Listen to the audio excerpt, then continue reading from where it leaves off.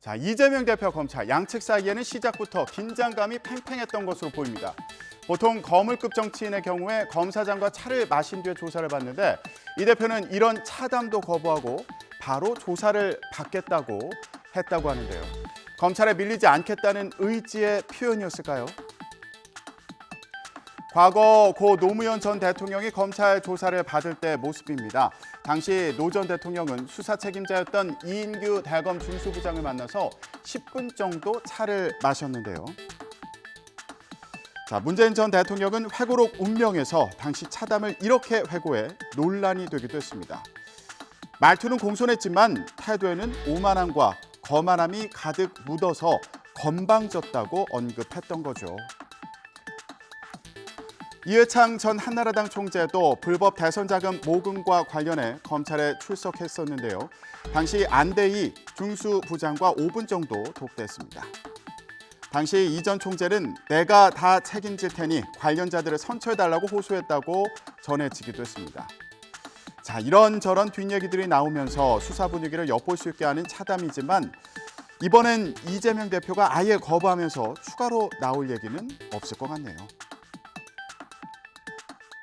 자, 이재명 대표 검찰에 도착해서 들어가기까지 15분이 걸렸습니다. 이동 거리는 단 100m였지만 당시 몰려든 인파 이동이 쉽지 않았던 건데요.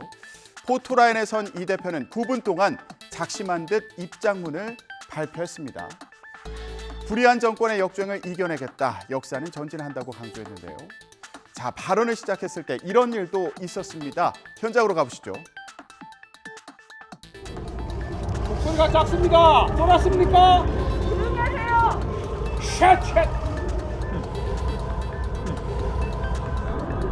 지금 이 자리를 지켜보고 계시는 국민 여러분, 그리고 이 자리에 함께해 주신 여러분, 지금 우리는 대한민국 헌정사 초유의 현장 그 자리에 서 있습니다. 오늘 이 자리는 역사에 기록될 것입니다. 그러면서 검찰의 수사는 없는 죄를 만드는 사법 쿠데타라며 김대중 노무현 전 대통령을 언급하기도 했습니다. 김대중 대통령께서는 내란 세력들로부터 내란 음모죄라고 하는 없는 죄를 뒤집어 썼습니다. 노무현 대통령께서는 논두렁 시계 등등의 모략으로 고통당했습니다. 검찰 리스크였고 검찰 쿠데타였습니다. 또 시장으로서 기업을 유치해 세수와 일자리를 확보하고 구단의 광고를 유치해서 세금을 아낀 일이 비난받을 일이냐면서 목소리를 높였습니다. 그렇게 불법 후원금이 아니라는 입장을 보여주려는 듯 광고라는 단어를 수차례 강조하기도 했습니다. 적법한 광고 계약을 하고 광고를 해주고 받은 광고 대가, 광고비를 굳이 무상의 후원금이라고 우깁니다. 이 대표는 성남FC는 성남시 소유로 제3자 뇌물죄 적용 사례로 언급되는 미르재단과는 다르다고 강조하기도 했습니다.